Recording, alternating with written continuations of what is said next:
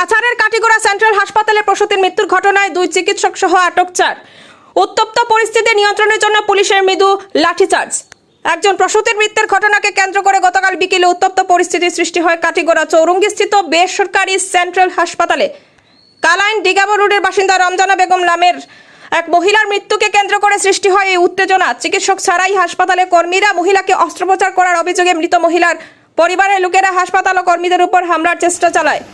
উপস্থিত হয় শত শত লোক। একসময় পরিস্থিতি বেগতিক হয়ে উঠলে নিয়ন্ত্রণে মোতায়েন করা হয় আধা সামরিক বাহিনী। উপস্থিত হন কাছাড় পুলিশের উচ্চপদস্থ আধিকারিকেরা। রাতে পরিস্থিতি জটিল রূপ নিলে পরিস্থিতি নিয়ন্ত্রণে পুলিশকে মৃদু লাঠিচার্জ করতে হয়। অবশেষে মৃত মহিলাকে পরিবারের লোকেরা সমঝে নিতে অস্বীকার করেন। এতে চাপের মুখে হাসপাতালের 2 জন চিকিৎসক ও 2 জন কর্মচারীদের আটক করে পুলিশ।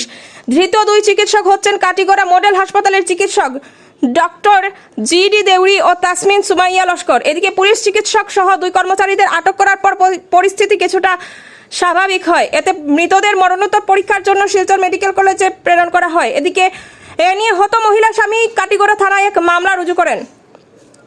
এদিকে এ চিকিৎসালয়ের বিরুদ্ধে উঠেছে বিস্তর অভিযোগ এ বেসরকারি হাসপাতালে এ ঘটনা নতুন নয়।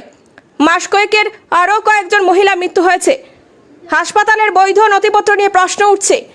অভিযোগ, পাহাড় সম কালো টাকা সাদা করতে জনৈক বস্ত্র ব্যবসায়ী কিনা এই হাসপাতাল খুলছেন।